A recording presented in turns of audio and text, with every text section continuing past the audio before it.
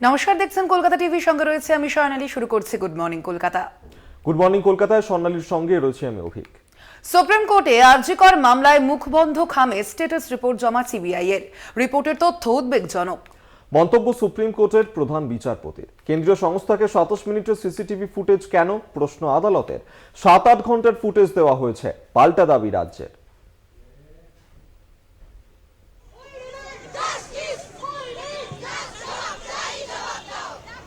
আরজি করে খুন ও ধর্ষণের ঘটনা, সহকর্মী নির্যাতিতার বিচার চেয়ে লাগাতার কর্মবিরতিতে জুনিয়র চিকিৎসকরা। প্রথমে আরজি করে অবস্থান বিক্ষোভ, পরে লালবাজার অভিযান, শেষে 1 সপ্তাহ ধরে স্বাস্থ্য ভবনের দরজায় আন্দোলনকারীদের ধর্ণা, যার সরাসরি প্রভাব পড়ে স্বাস্থ্য পরিষেবায়।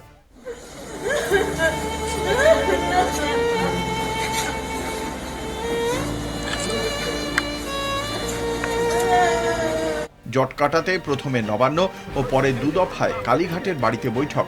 প্রথম দুবার ভেস্তে গেলেও অবশেষে সোমবার মুখ্যমন্ত্রীর বাড়িতে বৈঠকে বসেন জুনিয়র ডাক্তাররা।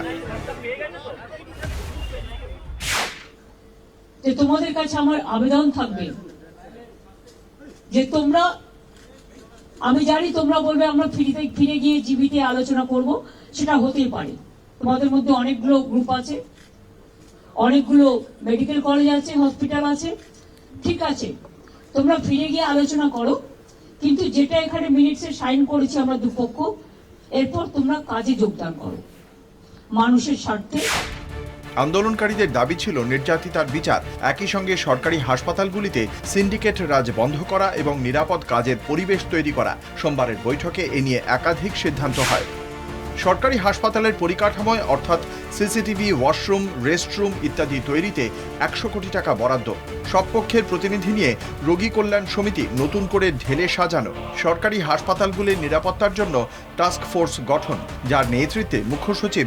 কমিটিতে স্বরাষ্ট্র সচিব, কলকাতা পুলিশের ডিজি, কমিশনার এবং জুনিয়র ডাক্তারদের প্রস্তাবিত সদস্যরা। হাসপাতাল এবং মেডিকেল কলেজগুলির স্বাস্থ্য পরিষেবা সংক্রান্ত সমস্যা সমাধানে গ্রিভান্স সেল তৈরি।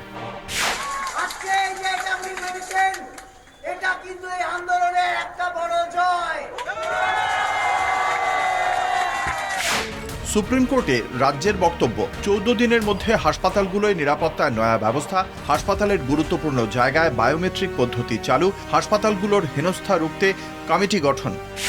9 সেপ্টেম্বরের শুনানিতে রাজ্য সরকার সুপ্রিম কোর্টে হলফনামা দিয়ে পরিষেবা ব্যাহত হওয়ার বিষয়ে জানায়। সরকার দাবি করে 7 লক্ষ রোগীকে আউটডোর পরিষেবা দেওয়া যায়নি, 70,000 রোগীকে ইনডোরে ভর্তি করা যায়নি, 7,000 নির্ধারিত অস্ত্রোপচার বাতিল করা হয়েছে, 1,500 কার্ডিয়াক রোগীর ক্যাথল্যাব পরিষেবা দেওয়া যায়নি, 23 জন রোগী মারা গিয়েছেন। এদিন সুপ্রিম কোর্টের শুনানিতে রাজ্যের তরফে জানানো হয়, জুনিয়র ডাক্তারদের কর্মবিরতিতে চিকিৎসা পরিষেবা ব্যাহত হচ্ছে। পাল্টা ডাক্তারদের আইনজীবী ইন্দিরা জয়সিং দাবি করেন, সিনিয়র ডাক্তাররা কাজ করছেন। আরজি করের খুন ধর্ষণের ঘটনায় ধৃত সঞ্জয় রায় একজন সিভিক ভলান্টিয়ার। যেখানে অভিযুক্ত একজন সিভিক ভলান্টিয়ার, সেখানে নিরাপত্তার জন্য 7 দিনের ট্রেনিং দিয়ে কিভাবে অস্থায়ী কর্মী নিয়োগ, তা নিয়ে প্রশ্ন প্রধান বিচারপতির। কলকাতা টিভি। আজও জারি থাকবে জুনিয়র চিকিৎসকদের অবস্থান। মুখ্য সচিবের সঙ্গে বৈঠকে বসতে চান জুনিয়র চিকিৎসকরা।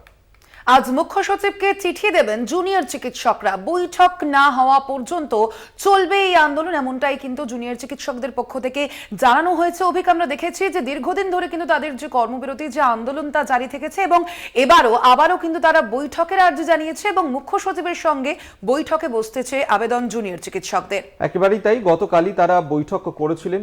দফায় দফায় তাদের এই বৈঠক চলেছিল মধ্যরাত পর্যন্ত এবং সেই বৈঠকে তারা মূলত যে সিদ্ধান্ত নিয়েছেন যে এবার মুখ্য সচিবের সঙ্গে তারা আলোচনায় বসতে চান। মুখ্য সচিবকে তারা চিঠিও দেবেন। জুনিয়র চিকিৎসকরা আপাতত তাদের অবস্থানেই অনড় থাকছেন। তাদের যে কর্মবিরতি চলছে, তাদের যে আন্দোলন চলছে, সেই আন্দোলন, সেই কর্মবিরতি আপাতত তারা চালিয়ে যাবেন। স্বাস্থ্য ভবনের সামনেই অবস্থান বিক্ষোভ জারি থাকবে জুনিয়র চিকিৎসক। একেবারে অভিক, আমরা দেখেছি সোমবারই কিন্তু মুখ্যমন্ত্রী মমতা বন্দ্যোপাধ্যায়ের সঙ্গে বৈঠক হয় জুনিয়র চিকিৎসকদের এবং তার পরবর্তীতেই আমরা দেখেছি যে জুনিয়র চিকিৎসকরা তাদের বেশ কিছু দাবি পূরণ হয়, যদিও এখনো পর্যন্ত জারি থাকবে জুনিয়র চিকিৎসকদের এই আন্দোলন। আজও জারি থাকছে জুনিয়র চিকিৎসকদের অবস্থান। আপাতত নিজেদের অবস্থানেই অনড় থাকছেন তারা। মুখ্য সচিবের সঙ্গে বৈঠকে বসতে চান জুনিয়র চিকিৎসকরা এবং সেই নিয়ে মুখ্য সচিবকে তারা চিঠিও পাঠাবেন। আপাতত অবস্থান তুলছেন না। কি বলেছেন জুনিয়র চিকিৎসকরা, শোনাবো আপনাদের।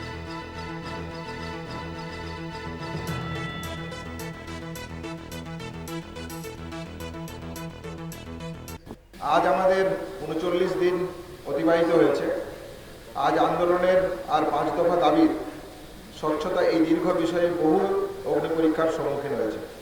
রাজনৈতিক উদ্দেশ্য প্রসূত ব্যবহারের চেষ্টা, বিচার নয়, চেয়ার মিথ্যে অভিযোগ, ইমেল, অডিও ক্লিপ নিয়ে আমাদের মধ্যে বিভেদ সৃষ্টি করা এবং আমাদের আন্দোলনকে কালিমালিপ্ত করার চেষ্টা হয়েছে বারবার। গতকাল আপনারা যেমন জানেন, মাননীয় মুখ্যমন্ত্রীর সাথে আমাদের সুদীর্ঘ আলোচনা হয় ৫ দফা দাবিকে সামনে রেখে। সেখান থেকে সুনির্দিষ্ট কিছু প্রতিশ্রুতি তার দিক থেকে উঠে আসেন, তার বাস্তবায়িত রূপও আজ আমরা দেখতে পাই। আমরা খুব স্পষ্টভাবে জানিয়েছি, অভয়ার ন্যায় বিচারের পথে যে বাধাগুলি ক্রমাগত এসছে এবং যার জন্য জাস্টিস আসতে এতটা দেরি হচ্ছে, ঠিক সেই কারণেই আমরা CP, DCP north, DCP central, DSH এবং ডিএমই এই ৬ জনের বিরুদ্ধে পদক্ষেপের দাবি রেখেছিলাম। আমাদের আন্দোলনের চাপে তাদেরকে সরাতে বাধ্য হয়েছেন, এটা আন্দোলনের আংশিক জয় বলেই আমরা মনে করি। কিন্তু প্রিন্সিপাল সেক্রেটারির প্রসঙ্গে কোনো সিদ্ধান্ত এই মিটিংয়ে নেওয়া হয়নি। মুখ্যমন্ত্রী এ বিষয়ে সদর্থক মৌখিক আশ্বাস দিলেও এ সম্বন্ধে কোনো পদক্ষেপ নেওয়া এখনো আমরা দেখতে পাইনি। সুরক্ষা বিষয়ে রাজ্যের সমস্ত পদক্ষেপ আজ সুপ্রিম কোর্টে ভর্ৎসিত হয়েছে। রাজ্য সরকারের অপরাজিতা আইনের আড়ালে যে নারী বিদ্বেষ ও মধ্যযুগীয় মানসিকতা লুকিয়ে রয়েছে তা সুপ্রিম কোর্টের সামনে সুস্পষ্ট হয়েছে।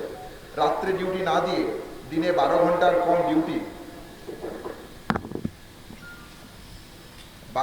কম ডিউটি এবং তাদের স্বাধীনতায় হস্তক্ষেপ করে নারী পুরুষের মধ্যে বিভেদের যে সৃষ্টি, তা আমরা মনে করি মহিলাদের সুরক্ষার পরিপন্থী এবং এই বিধান অবিলম্বে সরিয়ে নেওয়া উচিত বলেই আমরা মনে করি।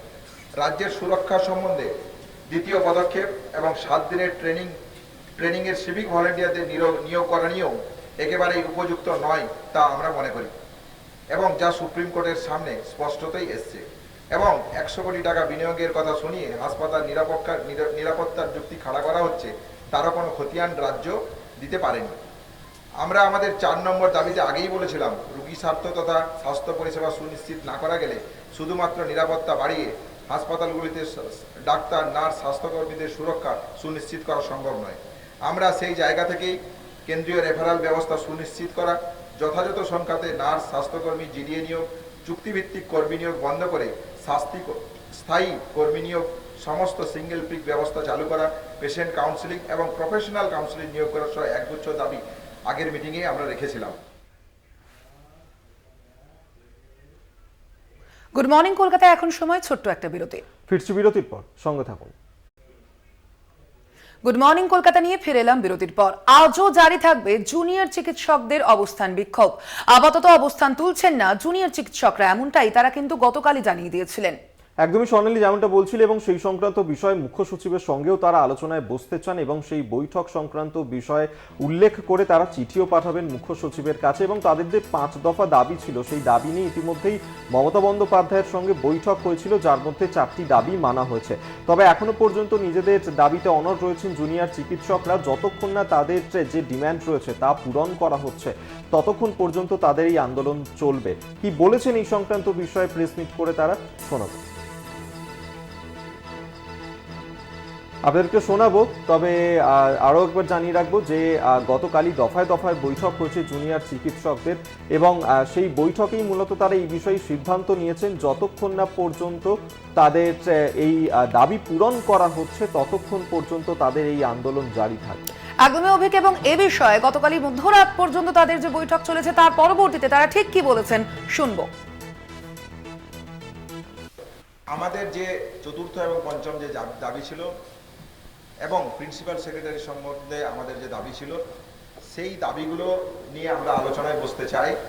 এবং সেফটি সিকিউরিটি প্রশ্নে মহামান্য সুপ্রিম কোর্ট আজ যেভাবে আমাদের দাবিকে মান্যতা দিয়েছে, আমরা মনে করি এই দাবি নিয়ে এবং আমাদের 5ম দফার যে দাবি ছিল, যেখানে আমরা চেয়েছিলাম যে দ্বিতীয় অভয়ার ঘটনা যাতে না হয়, সেই পরিস্থিতি কলেজ ক্যাম্পাসগুলোকে সুনিশ্চিত করতে হলে কলেজে কলেজে গণতান্ত্রিক পরিসরটাকে আরও বৃহত্তর করতে হবে।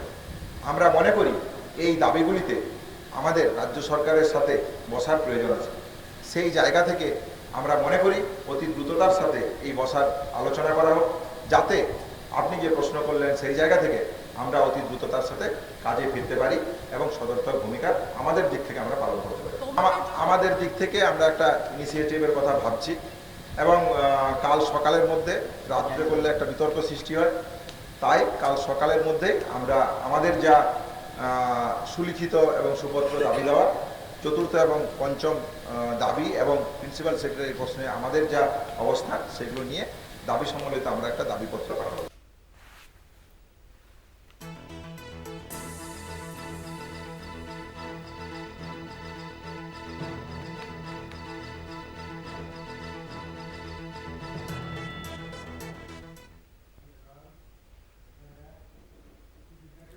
আরজিকর দুর্নীতি মামলায় সিবিআই এর পর ইডির নজরেও তৃণমূল চিকিৎসক নেতা সুদীপ্ত রায়। একযোগে বিভিন্ন জায়গায় হানা ইডির। একযোগে কলকাতা ও হুগলির দাঁতপুরে তৃণমূল বিধায়কের নার্সিংহোম বাংলোতেও তল্লাশি চালানো হয়। পাশাপাশি বালিগঞ্জে ওষুধ ব্যবসায়ী সন্দীপ জৈনের বাড়ি ও অফিসেও এজেন্সির অভিযান।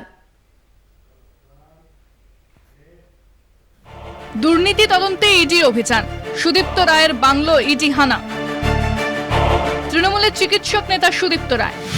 আরজিকরের আর্থিক দুর্নীতির মামলার তদন্তে অ্যাকশনে ইডি। মঙ্গলবার সকাল থেকে অভিযানে কেন্দ্রীয় এজেন্সি। সিঁথির মোড়ে তল্লাশি তৃণমূল চিকিৎসক নেতা সুদীপ্ত রায় নার্সিংহোমে। হুগলির দাঁতপুরের বাংলো সহ মোট 6টি জায়গাতে ইডির তল্লাশি। আখতার আলীর অভিযোগের ভিত্তিতে তদন্তে নেমে আরজিকরের প্রাক্তন অধ্যক্ষ সন্দীপ ঘোষকে গ্রেফতার করে সিবিআই। এবার সেই সূত্র ধরেই আরজিকরের রোগী কল্যাণ সমিতির যিনি চেয়ারম্যান ছিলেন সেই সুদীপ্ত রায়ের বাড়ি ও নার্সিংহোম ইডির আতশ কাচের তলায়। হুগলির দাঁতপুরের দাঁড়পুর গ্রামে বাগান বাড়ি রয়েছে সুদীপ্ত রায়ের। স্থানীয় নন্দীদের থেকে 2008 সালে এই সম্পত্তি কিনেছিলেন শ্রীরামপুরের বিধায়ক। সেখানেই তিনি বাগান বাড়ি গড়ে তোলেন। সাদা উঁচু পাঁচিল দেওয়া বাগান বাড়ির কালো রঙের গেটে লেখা বসুরয়। ভেতরে একটি ছোট্ট জলাশয় রয়েছে। সেখানে হাঁস, মুরগি এবং খরগোশের মতো পোষ্য রয়েছে। 5টি গাড়িতে করে কেন্দ্রীয় বাহিনীর জওয়ানদের সঙ্গে নিয়ে আধিকারিকদের দল পৌঁছয়। গেট বন্ধ থাকায় বেশ কিছুক্ষণ অপেক্ষা করার পর কেয়ারটেকারকে ডেকে এনে চাবি খুলে ভেতরে ঢোকেন ইডি আধিকারিকরা। প্রায় 3.5 ঘন্টা তল্লাশির পর বাংলো থেকে বেরোন ইডি আধিকারিকরা। বলেছিল আমি করবো, আমি নার্সিংহোম করবো, এখানে গরিবদের সুবিধা হবে। বাবু তাই এতে দিয়েছে। বাবু এখানে দান ধান অনেক করেছে, জানে ভালোই হবে গরিবদের, তো বাংলো করেছে। রাত্রে কি থাকতে না? রাত্রিরে সেরকম থাকতো না কেউ। আর দিনের বেলায় আসতো, আবার দিনের বেলায় চলে যেত। গাড়ি মাঝে মাঝে 2টো, আবার 3টে 4টে, আবার বিরাট ফোর্সও নিয়ে আসতো। উল্লেখ্য, গত বৃহস্পতিবার সুদীপ্ত রায় সিঁথির মোড়ের বাড়িতে তল্লাশিতে গিয়েছিল সিবিআই। বিধায়কের জিজ্ঞাসাবাদের পর সেই সূত্রেই হুগলির দাঁতপুরের এই বাংলোর খোঁজ মেলে বলে জানা যায়। আরজিকরের দুর্নীতির অভিযোগে সন্দীপ ঘোষ ঘনিষ্ঠ ওষুধ ব্যবসায়ী সন্দীপ জৈনের বালিগঞ্জ সার্কুলার রোডের বাড়িতে ইডি হানা। তার চৌরঙ্গীর অফিসেও ইডি হানা। আরজিকর মেডিকেল কলেজে মেডিকেল ইকুইপমেন্ট সাপ্লাই করতেন তিনি। সেখান থেকে সন্দীপ কমিশন পেতেন বলেই অভিযোগ। তার তদন্তেই বালিগঞ্জ সার্কুলার রোডে বাড়ি ও অফিসে ইডির অভিযান। সন্দীপ জৈনের কোম্পানির নাম সিটকো। কলকাতা টিভি। বিভিন্ন ক্লাব, বিভিন্ন প্রতিষ্ঠান ও নাগরিক সমাজ এবার এক ছাতার তলায় আসছে। আরজিকর কাণ্ডের প্রতিবাদে যারা মিছিল মিটিং করছে সেই অরাজনৈতিক নানা সংগঠন 20 সেপ্টেম্বর মশাল মিছিলের ডাক দিল। শুধু একটা পোস্ট, আর সেই পোস্টেই স্বাধীনতা দিবসের আবহে 14 অগস্ট রাত দখল মহিলাদের। কার্যত গণ আন্দোলনের রূপ নিয়েছিল সেদিনের রাত দখল। যাদবপুর তো বটেই, পশ্চিমবঙ্গের বিভিন্ন প্রান্ত, দেশের বিভিন্ন প্রান্ত, বিশ্বের নানা প্রান্তের রাস্তার দখল নেন মহিলারা। এবার বিভিন্ন ক্লাব, বিভিন্ন প্রতিষ্ঠান ও নাগরিক বৃন্দ, সব অরাজনৈতিক দলগুলি একত্রে এক মঞ্চে ঐক্যবদ্ধ। আরজিকরের ঘটনার প্রতিবাদে এবার মশাল মিছিলের ডাক।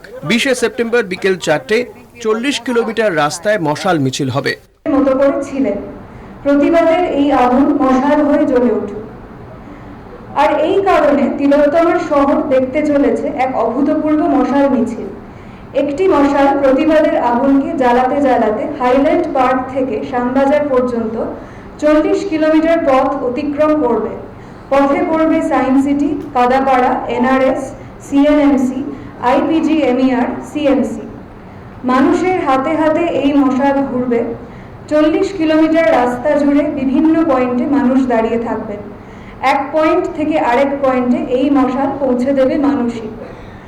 দীর্ঘ পথসূচি আপনাদের সঙ্গে ভাগ করে নেওয়া হবে দ্রুত। আশা করছি আগামী 20 সেপ্টেম্বর বিকেল 4টে থেকে আমরা এই মশাল যাত্রার সূচনা করতে পারব। প্রথম থেকেই যেটাই প্রেস কনফারেন্সেও আমি বলেছি সেটা হচ্ছে যে এই আন্দোলনের দুটো বিষয় বারে বারেই প্রথম থেকে উঠে এসেছে। একটি হচ্ছে যে কোনো ধরনের দলীয় পতাকাধারী মানুষ এই আন্দোলনে স্বাগত নন, সুতরাং আমরাও মনে করছি না যে কোনো ধরনের দলীয় পতাকাকেই আমরা পরবর্তীকালে সাপোর্ট করব। যে সংসদীয় দলগুলি এতদিন ধরে নানান জায়গায় ক্ষমতায় থেকেছে তারা কোনোভাবেই নারী হিসেবে সুরক্ষিত ফিল করাতে পারেনি আমাদেরকে, তারা ব্যর্থ। সেই জায়গা থেকেই জনসাধারণ মনে করছেন যে তাদেরকে রাস্তায় এসে কথাটা বলতে হবে। সুতরাং আমাদের এর পরবর্তীকালে এরকম কোনো দলের অংশ হয়ে যাওয়াটা একদমই সম্ভব নয়, কারণ আমরা আমাদের আন্দোলনেই এটা প্রথমেই বলে দিয়েছি।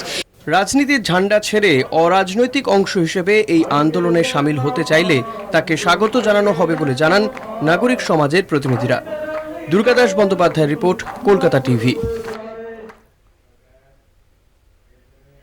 গুড মর্নিং কলকাতা, এখন সময় আরো একটা বিরতির। ফিরছি বিরতির পর, সঙ্গে থাকুন। গুড মর্নিং কলকাতা নিয়ে ফিরে এলাম বিরতির পর। চলন্ত বাসে অষ্টম শ্রেণীর এক ছাত্রীকে গলায় ছুরি দিয়ে খুন করল এক যুবক। নজিরবিহীন ঘটনা ঘটল কাটোয়ার কেতুগ্রামে। ঘটনাস্থলে পৌঁছায় কেতুগ্রাম থানার বিশাল পুলিশ বাহিনী। প্রশ্নের মুখে সাধারণ মানুষের নিরাপত্তা। কেতুগ্রামের নাবালিকা খুনের ঘটনায় 6 ঘন্টার মধ্যে অভিযুক্তকে গ্রেফতার করল কেতুগ্রাম থানার পুলিশ। হারহিম করা ঘটনা, চলন্ত বাসে ছুরির কোপ ছাত্রীকে, ঘটনাস্থলেই মৃত্যু ছাত্রীর। বাস থেকে ঝাঁপ দিয়ে চম্পট অভিযুক্তের। এই ঘটনায় কার্যত শিউরে উঠেছেন প্রত্যক্ষদর্শীরা। একদিকে যখন নিরাপত্তার দাবি ও হাসপাতালে নিহত চিকিৎসকের মৃত্যুর বিচারের দাবিতে সোচ্চার গোটা সমাজ, ঠিক তখনই ভর দুপুরে চলন্ত বাসে ছুরির কোপ দিয়ে খুনের অভিযোগ। অষ্টম শ্রেণীর এক ছাত্রীকে গলায় ছুরি মেরে খুন করার অভিযোগ বাবু শেখ নামে এক যুবকের বিরুদ্ধে। কেতুগ্রামের ঘটনায় আতঙ্কিত মানুষ। কাটোয়ার হরিপুর গ্রামে মৃত ছাত্রীর বাড়ি। মৃতের পরিবার সূত্রে খবর, দিন কয়েক আগে ওই ছাত্রী আরনা গ্রামে তার মাসির বাড়ি বেড়াতে আসে। এরপর মঙ্গলবার নিজের কিছু কাজের জন্য কাঁদরা ব্লক অফিসে যায়। কাজ শেষ করে আরনা গ্রামে ফেরার জন্য বাস ধরে। বাসের মধ্যে জানলার ধারে বসেছিল ওই ছাত্রী, তার পাশে বসেছিলেন মেয়েটির মাসি। আচমকাই অভিযুক্ত যুবক হামলা চালায় মেয়েটির উপর। পরিবারের দাবি, ছাত্রীটিকে বেশ কয়েকদিন ধরেই উত্ত্যক্ত করছিল ছেলেটি, সে গুরুত্ব না দেওয়ায় এই খুন। 12টা 5টা এলে আমি চাপলাম ওই বাসে, ওই বাসে চেপে আমি রেলগেট পর্যন্ত পার হলাম। রেলগেটের ওইখানে পার হয়ে খানিকটু যেই দেখছি ওর হাতটা বাড়াইলো ওই সেটার আগে থেকে। হাতটা বাড়াই আমাকে পেঁয়াজ মারছে, আর আমি ওর গেঞ্জিটাকে ধরেছি চেপে। আমি তুমি জবাই করছো কেন, আমাকে জবাই করছো কেন, কি করলো তোমার, কি করলো কয়েছে। আর ও আমাকে রাখে হাতটাকে আমার ঝাঁক্কা দিয়ে ছিটটা পেঁচে দিকে কেমন দিন নেমে পালিয়ে গেল। ওকে চরম করতে করতো কয়েকটা ছেলে, আমরা নাম ঠিকানা তাদের কিছুই জানি না। একজনই নাম পাচ্ছি, তার নাম হচ্ছে বাবু, আর আদার্স কারা ছিল সেটাও আমি এখন জানি না। কিন্তু একার দ্বারাই মার্ডারটা হয় নাই, ওর সাথে আরো কোনো মদক আছে, কোনো লোক আছে। কেতুগ্রাম থানার পুলিশ ইতিমধ্যেই তদন্ত শুরু করেছে। প্রাথমিকভাবে পুলিশের অনুমান যুবকটি ওই অষ্টম শ্রেণীর ছাত্রীর পরিচিত। প্রণয় ঘটিত কোনো কারণে এই ঘটনা ঘটিয়েছে ওই যুবক। তবে দিনে দুপুরে এইরকম এক খুন প্রশ্ন ছুড়ে দিল, কোথায় নিরাপত্তা? কাটোয়া থেকে চন্দন সেনগুপ্তের রিপোর্ট, কলকাতা টিভি। এখন সময় আরো একটা বিরতির। ফিরছি বিরতির পর, সঙ্গে থাকুন। গুড মর্নিং কলকাতা নিয়ে ফিরে এলাম বিরতির পর। দিল্লির মুখ্যমন্ত্রী পদে বসতে চলেছেন আপ নেত্রী অতিশী মার্লেনা। অরবিন্দ কেজরিওয়ালের পদত্যাগের পর দিল্লির মসনদে আরো এক মহিলা মুখ্যমন্ত্রী। সুষমা স্বরাজ, শীলা দীক্ষিতের পর ফের একবার মহিলা শাসিত হবে দেশের রাজধানী। মমতা বন্দ্যোপাধ্যায়ের পর দেশের দ্বিতীয় মহিলা মুখ্যমন্ত্রী অতিশী। কেজরিওয়ালের পর এবার ফের এক মহিলার হাতে দিল্লির দখল। মসনদে বসতে চলেছেন অক্সফোর্ডের প্রাক্তনী অতিশী মার্লেনা। 43 বছর বয়সী অতিশী বরাবরই আপে কেজরির কোর কমিটি অন্তর্ভুক্ত ছিলেন। মনীষ সিসোদিয়া জেলের পরই তিনি দিল্লির মন্ত্রিসভায় নাম লেখান। তার হাতে ছিল অর্থ, শিক্ষা, পূর্ত সহ একাধিক দফতর। অরবিন্দ কেজরিওয়াল জেলে যাওয়ার পর রাজ্যের শাসনভার সামলান অতিশী সহ মন্ত্রিসভা সদস্যরা। পরিষদীয় দলের বৈঠকে অতিশীর নাম প্রস্তাব করেন দিলীপ পান্ডে। সর্বসম্মতিক্রমে তা গৃহীত হয়। কেজরিওয়াল গুরু সম্বোধন করে তাকে ফের মুখ্যমন্ত্রী পদে ফেরানোর দাবি জানালেন অতিশী। दिल्ली के लोग आम आदमी पार्टी के विधायक और मैं अगले कुछ महीनों तक चुनाव तक मुख्यमंत्री होने के नाते अब एक ही उद्देश्य से काम करेंगे कि हमें अरविंद केजरीवाल जी को फिर से दिल्ली का मुख्यमंत्री बनाना है। অতীশীর এই মুখ্যমন্ত্রী পদে বসা নিয়ে কেজরিওয়ালকে এক হাত নিয়েছে বিজেপি। আদালতের নির্দেশে মুখ্যমন্ত্রীর দপ্তরে ঢুকতে না পারায় ভালো মানুষ সাজার ভান করছেন কেজরি, দাবি বিজেপির। अब मजबूरी जब हो गई तब ये आदमी लोगों की नजरों में अच्छा बनने के लिए बोलता है मैं इस्तीफा दे रहा हूं। अगर तुम मुख्यमंत्री हो ही नहीं तो इस्तीफा किस बात का? कोर्ट ने आपको सस्पेंड कर दिया। अब सोचिए दूसरी बात, 9 साल 8 महीना खुद राज किए और जब अंत आता है तो एक महिला को बिठाया है 2.5 महीने के लिए। यही इनका महिलाओं से प्रेम है कि हम 9 साल 8 महीना रहेंगे और लास्ट में तुमको बिठा देंगे। चलो हम आतिशी जी को बधाई देते हैं। কেজরিওয়াল রবিবারই জানান পদত্যাগপত্র জমা দেওয়ার সময় নভেম্বরে মহারাষ্ট্রের সঙ্গে দিল্লি বিধানসভার ভোট করানোরও দাবি জানাবেন তিনি। আপাতত মুখ্যমন্ত্রী হিসেবে অতীশী কাজ করতে পারবেন ফেব্রুয়ারি মাস পর্যন্ত। বিধানসভার মেয়াদ শেষ হবে তখনই। Kolkata TV. Good morning Kolkata আজ এ পর্যন্তই। অন্যান্য খবরের জন্য দেখতে থাকুন কলকাতা টিভি, রাত দিন 7 দিন।